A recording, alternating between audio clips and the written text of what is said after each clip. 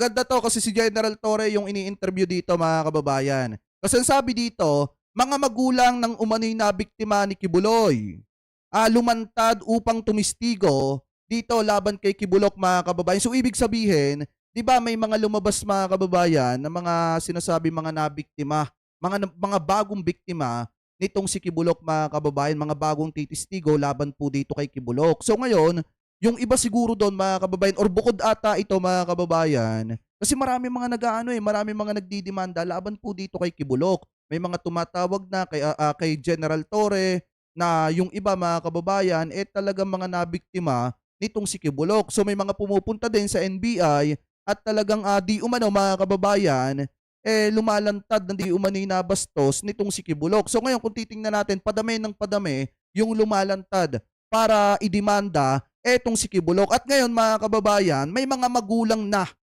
di umano lumalantad, mga kababayan, at naggustong magsampa ng kaso laban po dito kay Kibulok. So ngayon, ito panoorin po natin etong nakita nating balita galing po sa News 5 Everywhere. Credit po natin sa kanila yan, ha. Kanila po yan, hindi po yan natin gagawan lamang po natin ng reaction video. So ito, i-play na po natin.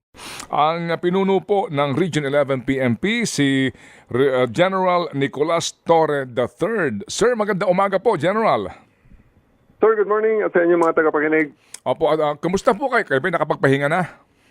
Yes sir, okay naman sir. No problem. Ay, very good. Sige po. Unahin ko lang po itong issue na totoo ho ba na sa ngayon meron pa pong mga gustong lumantad at maging testigo laban po kay Pastor Apollo Kibuloy? Ito daw pong mga binabanggit daw na nanahimik na mga biktima sa Tandaan niya, di ba, ang pinapakalat ng mga vlogger ni Kibulok, mga kababayan, ano daw, kumbaga gawa-gawa lang daw yan, wala naman daw katotohanan yan, parang ano daw yan, tanim testigo. Yun yung sinasabi nila, mga kababayan. So ngayon, pakinggan po natin yung sinasabi dito ni General Torre. Kasi si General Torre po yung tinatanong dito, mga kababayan. Ano po, ipagpatuloy pa po natin. takot? Opo, totoo po yun. Actually, nasa Manila lang kasi ako ngayon para sa budget hearing. Pero gustong-gusto ko nang bumalik ng Davao kasi marami na ang tumatawag sa akin at mga na-refer na mga kakilala na gustong pumunta na sa opisina ko at mag-complain nga sila dito sa mga, well, they want to seek redress sa mga nangyari sa kanila before kay Kibuloy. So sinasabi dito ni General Torre, may mga ano daw, mga kababayan. Siguro yung iba mga kapulisan doon, may mga nagsusumbong sa kanila and then itinatawag sa kanya na di umano mga gustong lumantad, mga kababayan, at magdemanda laban po dito kay Kibuloy. Sabi ko nga sa inyo, kung matatandaan nyo noong nakaraan, habang nakabinben etong kaso ni Kibuloy, habang dinidinig niya yung iba, padami ng padami yung lalabas dyan. Kasi unang-una, napakadami ng mga taong inabuso niya. Ano po, at ginawaan niya ng mali. Lalo na doon sa mga kababaihan at mga kabataan na babae. So ngayon, kung titingnan nating mabuti, mga kababayan, noong una, nung hindi pa nahuhuli si Kibuloy, walang gaanong lumalantad.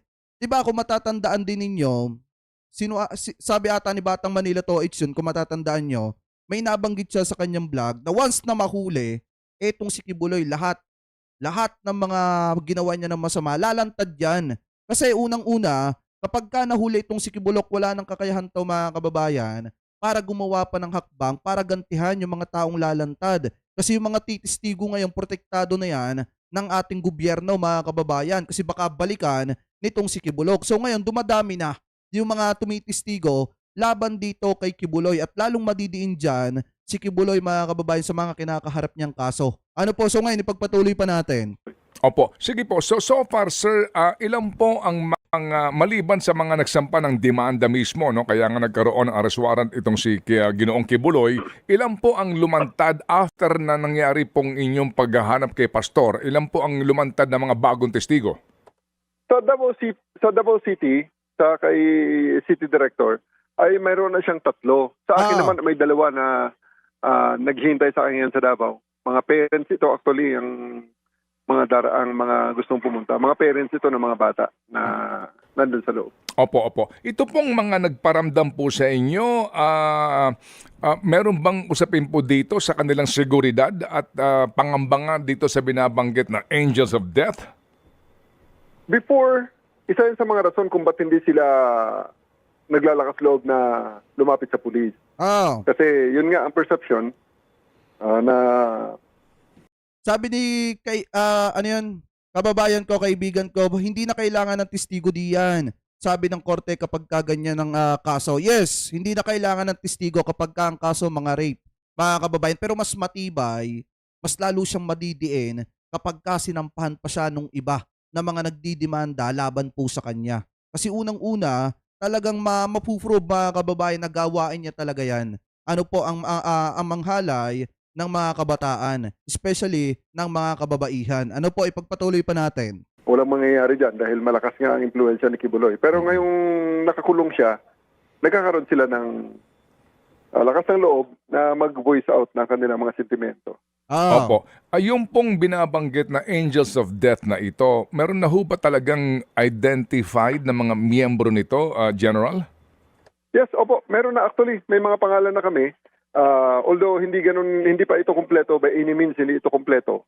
Meron na kaming mga pangalan na verify na namin kung sila ay mga record firearms holder at meron kaming nakita na mga firearms holder din talaga na expired since 2014, 2017, 2018 ang kanilang mga LTOP.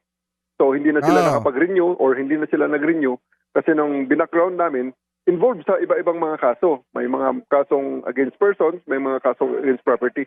So ito ngayon, kinokolate na lang ang mga date. So ngayon mga kababayan, yung sinasabi pala ni Kibulok na Angels of Death nakahabol dun sa mga miyembro ng KOGC na umaalis o tumitiwalag sa KOGC mga kababayan. Yan pala yung mga yung mga mamamatay tao, yung mga killer niya. Mga kababayan, yan pala yon. Yung tinutukoy niya na Angels of Death nakahabol dun sa mga bata once na magsumbong o magsalita mga kababayan. Yan pala yun. Kaya pala kahit sinong kabataan talaga matatakot magsalita. Kasi kapag kaganyan yung Angels of Death nahahabol sa'yo, abay talagang matakot ka. Kasi hindi lang naman yan isang tao. Hindi lang yan 2 tao mga kababayan. Lalo na at maimpluwensya, etong si Kibulok talagang may kalalagyan ka at mapapalagay ka talaga sa ilalim ng lupa. Ano po ngayon, ipagpatuloy pa natin. Para ang iba pang mga kasamahan ay titingnan din namin maging lead para tuluyan na nating matrace ang lahat ng ito at mabuwag, mapigilan kung ano man ang mga plano nila. Opo. Gaano po ito karami sila na inyo pong identified na? I hope you don't mind me asking, General. Oh. Medyo numerous kasi alam mo Sir Ted, alam mo yung mga siyempre yung mga grupo naman is ang mga tao mahilig yan mag-organize among themselves pagkatapos kukuha ng accreditation. May mga accredited pa nga na baka tinitingnan namin baka ito accredited pa ng PNP PCRG natin kasi lahat naman palagi mga force multipliers ay open naman tayo sa lahat eh. Kaya lang eventually may mga sa tingin namin ay mga nalihis na ito ng latas at dahil nga nagkaroon ng cloak or semblance ng legitimacy, ayun, nagsariling lakad na or right at the very start, na inorganize lang mga sarili na para talaga sa interest ni Kibuloy at sa kanyang KOJC. Totoo ho bang itong so far natutukoy yung mga Angels of Death na ito, may mga sila'y biktima na talaga? Mga kababayan, yan, bumalik na. Nawala yung signal natin. Bumalik na. Pag si Kibuloy, si Roque, si Diggs, ang topic natin automatic mga kababayan. Sala sa nare-report nawawalan ng signal. Okay naman yung signal ko dito eh. Anyway, shoutout Okay na ba? Okay na? Anyway, pagpatuloy pa natin. Against persons, murder, physical injury, na involve yung mga identified na pangalan doon sa Angels of Death. Pero hindi namin malaman ngayon kung itong mga cases na to dahil medyo luma na mga around 5-6 years ago na at hindi dito sa Region 11 nangyari. Pero part ng Mindanao pa rin. Hindi namin masigurado lang kung itong activity nila ay related sa KOJC or baka naman personal involvement nila or baka na gun for hire sila. So yan ngayon ang ating tinututukan at binabacktrack natin ang mga kaso, ina-examine para malaman ang mga detalye nito. Meron ba kayong more or less bilang sa number of the members itong Angels of Death na ito? Well, binibase namin ang aming estimates ngayon sa mga nakikita namin na mga So ibig sabihin mga kababayan, yung Angels of Death na tinatawag nitong si Kibuloy na panakot do sa mga batang babae, private army niya yan. Ibig sabihin, may private army talaga mga kababayan etong si Kibulok. Taliwas doon sa sinasabi ni Banat Bay sa kanya mga video na walang private army etong si Kibulok. So ibig sabihin mga kababayan, since nakikita na ito ng ating mga law enforcement at talagang nasilip na nila na may mga record etong mga tao na member ng Angels of Death nitong si Kibuloy or private army nitong si Kibuloy mga kababayan, ibig sabihin fake news yung ipinagkakalat ni Banat Bay na walang private army yang si Kibulok. So ngayon malaki talaga ang posibilidad na ma-shoot sa timba mga kababayan sa investigasyon ng ating mga law enforcement etong si Banat Bay kasi yung mga pinagsasasabi niya at mga pagtatanggol niya kay Kibuloy ngayon, lumalabas mga kababayan na fake news siya. Kasi eto, identify ng ating mga law enforcement na yung Angels of Death nitong si Kibulok kanyang private army mga kababayan. Ano po? So ngayon, pagpatuloy pa natin. Sa mga indicators, may, itong mga groups kasi na to, may mga indicators. Siyempre, dahil previously, mga accredited sila na-accredit natin. So may mga trainings, sadly nga, kasama pa ang police at iba pang mga units na nagbibigay ng mga trainings. Kasama dyan yung basic life support, yung firearms proficiency, security awareness, mga ganon. So tinitingnan namin ngayon doon sa aming mga training at mga nabigyan ng mga garo seminars at mga pagsasanay kung ilan sa kanila yung naging part ng Angels of Death. So, pardon me for Yes, sir. declining muna to give any estimates on the numbers kasi hindi pa po kumpleto ang ating data. Naunawaan po namin, General. Sir, yung pong firearms ni Kibuloy, all accounted po ba? Di ba ang dami niyang baril? Sa mga registered firearms niya, ang last April, after na lumabas ang kanyang warrant, ay isinurrender nila lahat ang mga licensed firearms nila. Accounted naman, i-check na lang uli namin sa FEO kung nag-match ba yung nasa hawak namin na custody at saka yung lahat ng records niya. Tapos, tinitingnan din namin yung firearms records ng iba pa niyang mga auxiliaries, yung baka maging part pa ng Angels of Death. So, yan nga ang ongoing efforts natin para makumpleto at masigurado mga numero. Gaano karami po ang kanyang firearms, if you remember po, General? The last time is 20 plus, parang 24 ang kanyang sinurrender. Part kasi ng parang internal security nila dun sa loob ng KOJC. Sa ngayon po, ano po ang sitwasyon doon sa KOJC compound? Meron pa ho bang mga tauhan doon ng Davao Police? Wala na po tayong tao doon sa loob. Pero part pa rin ng patrol area natin yon. Kasi ang KOJC kasi is adjacent ng Davao International Airport yan. So, maraming hotel sa paligid, maraming mga kainan, maraming mga iba pang businesses na talagang area of interest talaga ng patrolling ng ating police. So, ang Buhangin Police Station natin ay palaging merong patrolling, may patrols doon, may mga fast food doon, may mga commercial centers. So, ganun lang, nadadaanan lang natin ang KOJC. Hindi naman natin nagiging interest na special yung KOJC after nung matapos ang paghahanap natin kay Mr. Kibuloy. Opo. Sir, doon po yung sa reward na iniaalok ng DILG, meron na ho bang nakatanggap para po dito nga sa tagumpay ng pagkaka-aresto kay Ginoong Kibuloy? Nako, hindi pa kami nakapag-usap ni SILG regarding that matter at hindi ko ho alam ang details nung reward na yon. So please refer your questions to SILG na. Opo. We understand po, General. O sige po, but so far, sir, sa ngayon, kapag pinag-uusapan po natin ang peace and order in that area, kumusta po? Panatag na ho ba inyong loob? On my part naman, panatag naman tayo dyan ngayon sa Davao at sa Davao City.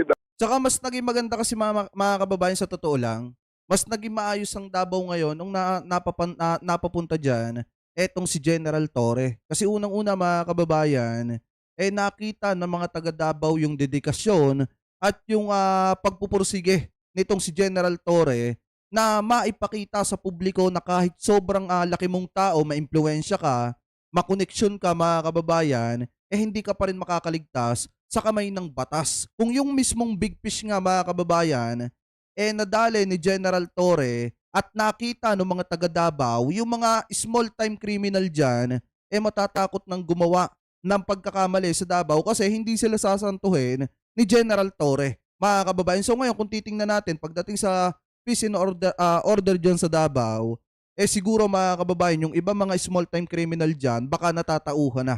Mga kababayan, ano po, dahil nakita nila yung tapang nitong si General Torre at dedikasyon sa trabaho bilang isang pulis. Ano po ngayon, ipagpatuloy pa natin. Davao Region. Okay naman ang ating operation. Inaayos natin ang mga numero, yung reporting, para makakraft tayo ng mas maayos at mas responsive na anti-criminality program. So, tuloy-tuloy naman ang ating mga ginagawang routine like patrolling, police visibility, tapos ginagawa na namin ang 3-minute response doon at meron na kaming mga success story actually ng 3-minute response. So, I do believe na we are on the right track in maintaining peace and order in Davao and Davao Region. May pahabol lang pong tanong si Chacha. Go, Cha, please, go. Yes po. General Torre, may ugnayan na po ba sa inyo ang gobyerno tungkol po dito sa sinasabing paghahanap kay dating spokesperson Harry Roque? Teka, sa Davao lang ako, ma'am. Parang malayo yata yun. Huwag naman, tama na muna si Kibuloy sa amin. Baka daw nasa Davao. Yun nga po, may mga ganun po. Mahirap yan. Baka maalala nila ako at may turo tayo dyan bigla. Wala pa naman po sinasabing ganoon. Wala pa. Sa head po ng ating kapulisan, may mga naririnig na po ba kayong instruction sa paghahanap po dito kay Harry Roque?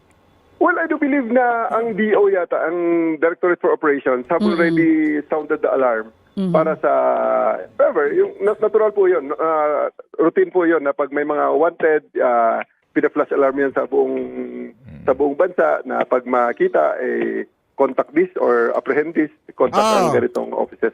So, sa ngayon po, on our end in particular, wala po specific instruction sa akin. Opo, sige po. Dagang salamat, sir. General, mabuhay po and thank you and Godspeed. Sir Ted at Ma'am DJ, ay maraming salamat din po sa pagkakataong ibinigay niyo sa akin. Magandang umaga po sa ating lahat. So mga kababayan, ito maliwanag ha. Yung mga magulang ng mga nabiktima nitong si Kibulok, lumalantad na.